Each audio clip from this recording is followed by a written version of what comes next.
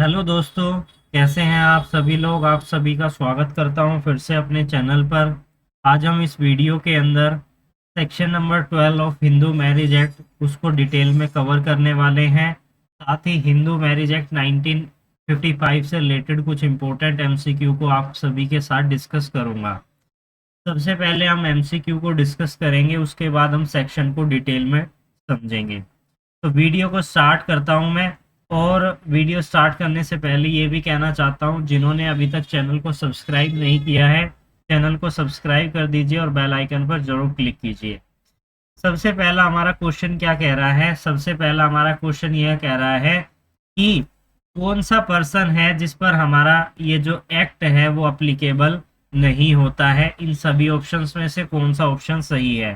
पहला ऑप्शन क्या कह रहा है कि वो सभी व्यक्ति जो रिलीजन से हिंदू है किसी भी फॉर्म में या डेवलपमेंट में, तो उसे हम हिंदू कहेंगे, उस पर ये अप्लीकेबल हमारा होता है। कोई भी पर्सन जो बुद्धिस्ट है, जैनी है, सिख है बाय रिलीजन, उस पर भी हमारा हिंदू मैरिज एक्ट 1955 अप्लीकेबल होता है। थर्ड ऑप्शन है कोई भी पर्सन जो कि कोई भी अदर पर्सन जिसके पास डोमिसाइल है इस टेरिटरी के अंदर और इस एक्ट के अंदर, जो कि मुस्लिम नहीं है, क्रिश्चियन नहीं है, पारसी नहीं है, जैव नहीं है, बाय रिलीजन, तो क्या उस पर अप्लीकेबल होता है? बिल्कुल, इन सभी पर ही हमारा हिंदू मैरिज एक्ट 1955 अप्लीकेबल होता है। इसलिए इसका जो फोर्थ ऑप्शन है बिल्कुल सही जवाब है। बात करते हैं अगले इंपॉर्टेंट क्वेश्चन के बारे में। इन सभी ऑप्शंस में से कौन सा ऑप्शन सही है? कौन सी सेक्शन इन दो टर्म को डिफाइन करती है, फुल ब्लड और हाफ ब्लड? जब आप सेक्शन नंबर 2 को पढ़ेंगे तो वहां पर आपको डेफिनेशन देखने को मिलेगी, जिसमें अलग अलग सेक्शन में अलग अलग डेफिनेशन दी गई है। अब हमें यहाँ पर पता लगाना है फुल ब्लड और हाफ ब्लड की डेफिनेशन किस सेक्शन में दी गई है। सेक्शन नंबर 2 के सबसेक्शन सी के अंदर। बात करते हैं अगले क्वेश्चन के बारे में। क्या कह रहा है कि हिंदू लॉ के अंदर जब भी कोई ब्राइड और ब्राइड ग्रूम मैरिज करते हैं तो उनकी कानूनी एज क्या होती है, कानूनी आयु जो है क्या होती है? क्या उनकी आयु 15 साल और 21 साल होती है? क्या 18 साल और 21 साल होती है? 16 साल या 18 साल होती है? 18 साल या 18 साल होती है? दुल्हन और दूल्हे की एज की बात की गई है। तो जब हम बात करते हैं दुल्हन की एज की तो 21 साल, और दूल्हे की एज, दुल्हन की एज की बात करते हैं तो 18 साल, और दूल्हे की एज की बात करते हैं तो 21 साल जो है निर्धारित की गई है। इसके लिए आपको section number 5 of Hindu marriage act को डिटेल में पढ़ लेना है, जिसमें कि कंडीशन क्लोज है और वहां पर ये लिखी हुई है। बात करते हैं अगले क्वेश्चन के बारे में। क्या कह रहा है कि इन सभी में से कौन सा ग्राउंड है डिवोर्स का हिंदू मैरिज एक्ट के अंदर? तो पहला क्या कह रहा है, कोई भी अदर पार्टी मैरिज के संपन्न होने के बाद ट्रीट कर रहा है पेटिशनर के साथ क्रुएलिटी, यानी कि जिसने पेटिशन फाइल की है डिवोर्स की उसके साथ क्रुएलिटी की जा रही है, तो ये एक ग्राउंड बन जाता है डिवोर्स का। दूसरा है कि वो अपने स्पाउस के अलावा किसी दूसरे के साथ वॉलंटरी सेक्सुअल इंटरकोर्स कर रहा है, ये भी ग्राउंड बन जाता है डिवोर्स का। थर्ड ऑप्शन है कि उसने जो दूसरी पार्टी है उसने अपने धर्म को परिवर्तित कर दिया है किसी दूसरे धर्म में, तो ये भी एक ग्राउंड बन जाता है डिवोर्स का। इसलिए इसका जो फोर्थ ऑप्शन है बिल्कुल सही जवाब है। बात करते हैं अगले इंपॉर्टेंट एमसीक्यू के बारे में कि when the petition is presented, what is the time limit mentioned in section number 13B of Hindu Marriage Act 1955? After the passing of the time, both the party are entitled to take the mutual divorce। यानी कि जब हम mutual divorce यानी कि सहमति से जो divorce लिया जाता है, तलाक लिया जाता है, उससे संबंधित धारा धारा है हमारी 13 कैपिटल बी, जिसके अंदर एक समय सीमा निर्धारित की गई है। जब कोर्ट में पिटीशन प्रेजेंट की जाती है तो उस पिटीशन को आगे कंटिन्यू करने से पहले एक समय निर्धारित किया गया है। वो समय कितना है और मिनिमम समय और मैक्सिमम समय कितना हो सकता है, ये क्वेश्चन है। नोट अर्लियर देन 6 महीने से कम नहीं हो सकता, 18 महीने से ज्यादा नहीं हो सकता। दूसरा ऑप्शन है 3 महीने से कम नहीं, और 6 महीने से ज़्यादा नहीं, 3 महीने से कम नहीं और 9 महीने से ज़्यादा नहीं, 6 महीने से कम नहीं और 12 महीने से ज़्यादा नहीं। तो इसका जो सही जवाब है वो है हमारा फर्स्ट ऑप्शन। इसके लिए आपको सेक्शन नंबर 13 कैपिटल बी को पढ़ना होगा। आज की जो हमारी सेक्शन होने वाली है वो होने वाली है सेक्शन नंबर 12, जो बात करता है वोइडेबल मैरिज के बारे में। अब हम यहाँ पर समझेंगे कौन कौन सी ऐसी सिचुएशन है जब जो मैरिज है वो वोइडेबल डिक्लेयर कर दी जाएगी। तो यहाँ पर 4 सिचुएशन दी गई हैं। इन 4 सिचुएशन में आपकी जो मैरिज है वो वॉइडेबल डिक्लेयर हो जाएगी। सबसे पहला ग्राउंड आता है इम्पोर्टेंसी का, यानी कि पार्टी जो है नपुंसक है, चाहे वो हस्बैंड है चाहे वो वाइफ है। अगर वो नपुंसक है, इम्पोर्टेंट है, तो ऐसे में मैरिज जो है वॉइडेबल डिक्लेयर की जाएगी। दूसरा ऑप्शन क्या है, कब मैरिज वॉइडेबल डिक्लेयर की जाएगी? जब सेक्शन नंबर 5 के क्लोज सेकंड का वोलेशन होता है, जो बात करता है किसके बारे में, जो बात करता है कंसेंट के बारे में। यानी कि कंसेंट एक तरीके से यहाँ पर कहा गया है कि मेंटली अगर कोई भी व्यक्ति सहमति देने में असक्षम है क्योंकि उसका अनसाउंडनेस ऑफ माइंड है, और सहमति देने में सक्षम है लेकिन वो मैरिज के लिए फिट नहीं है, बच्चे को जीवन देने के लिए, यानी कि प्रोक्रिएशन के लिए वो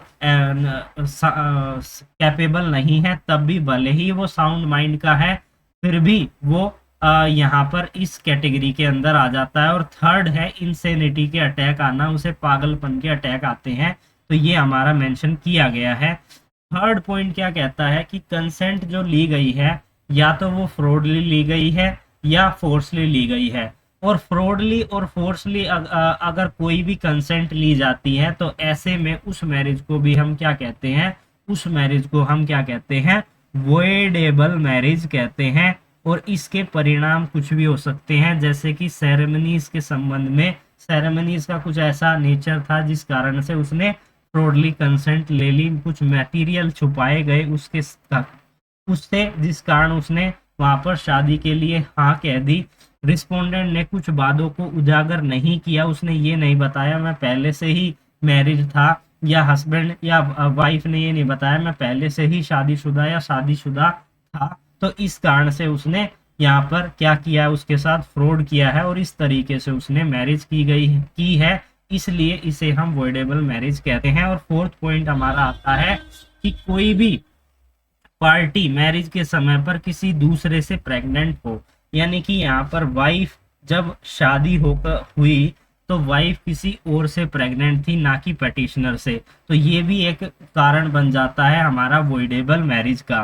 तो ये सभी कारण जो आपको पता होने चाहिए एक वॉइडेबल मैरिज के लिए। अब यहाँ पर सबसेक्शन 2 में कुछ पॉइंट दिए गए हैं, उनको भी हम समझ लेते हैं कि कब इस तरीके की पेटिशन प्रेजेंट नहीं की जा सकती। सबसे पहला पॉइंट क्या कहता है, on the ground specify in close subsection 1 shall be entertain if the petitioner present more than 1 year after the fraud to be force has been ceased to operate as the case may be fraud has been discovered। यानी कि जब भी किसी के साथ fraud के द्वारा marriage की जाती है, फोर्स के द्वारा मैरिज की जाती है, तो ऐसे में जैसे ही उसे पता लगा उसके 1 साल के अंदर अगर वो उस वॉइडेबल मैरिज के लिए पिटीशन फाइल कर देते हैं तब तो ठीक है, अदरवाइज वो वहां पर पिटीशन नहीं फाइल कर सकते हैं। इसमें सेकंड पॉइंट क्या कह रहा है, the petitioner has with his full consent live with the other party to the marriage as an husband and wife after the force or cease to be operate as the case may be the fraud has to be discovered। यानी कि party को पता चल गया है कि fraud यहाँ पर दूसरी पार्टी ने मेरे साथ किया है, उसके बावजूद भी आप उस फैक्ट को नजरअंदाज करते हुए उसके साथ रह रहे हो, अपनी पूरी सहमति दे रहे हो उसके साथ रहने के लिए, तो ऐसे में आप इस तरीके से इस सेक्शन नंबर 12 में वॉइडेबल मैरिज के लिए पिटीशन फाइल नहीं कर सकते हो। आपने खुद कंसेंट दे रहे हो कि भले ही आपको पता चल गया है कि हाँ इसने मेरे साथ जोर जबरदस्ती की, असोल्ट किया और फ्रॉडली इसने शादी की, उसके बाद भी आपको फैक्ट का पता है, आपको डिस्कवरी हो चुकी है इस चीज के बारे में, फिर भी आप अगर कर रहे हो तो ऐसे में यहाँ पर ये ग्राउंड नहीं बन सकता वॉइडेबल मैरिज का। बात करते हैं अगले पॉइंट के बारे में। On the ground specified in close D of subsection 1 shall be entertain unless the court is satisfied. यहाँ पर बात की गई है सबसेक्शन 1 के क्लोज डी की, जो हमें क्या कहता है कि कोई भी वाइफ शादी से पहले ही किसी और से वो प्रेग्नेंट थी, ना कि पेटिशनर से। तो ऐसे में यहाँ पर जब तक कि कोर्ट सेटिस्फाई ना हो जाए, petition was at the time of marriage ignore the fact alleged, यानी कि जो फैक्ट जिनका आरोप लगाया गया था उन फैक्ट को वो इग्नोर कर देते हैं मैरिज के समय पर।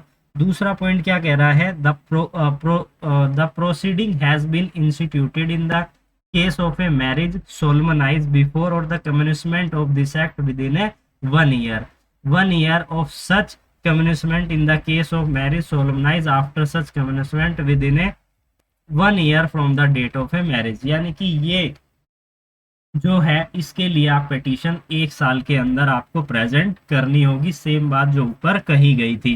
बात करते हैं थर्ड पॉइंट के बारे में, marital intercourse with the consent of the petitioner not taken place since the discovery by the petitioner of the existing of such ground. यानी कि हस्बैंड को पता चल गया है कि जो मेरी वाइफ है वो शादी से होने से पहले या शादी के समय पर पहले ही किसी दूसरे से प्रेग्नेंट थी। तो ऐसे में जैसे ही उसको इस बात का पता चलता है, उसको ये फैक्ट भले ही कुछ टाइम बाद पता चले शादी के, और उस समय के बाद से अगर उसने कोई भी सेक्सुअल इंटरकोर्स नहीं किया है, मैरिटल इंटरकोर्स नहीं किया है, तो ऐसे में वो सेक्शन नंबर 12 के अंदर वॉइडेबल मैरिज डिक्लेयर करने के लिए इस पर्टिकुलर सेक्शन में पिटीशन फाइल कर सकते हैं।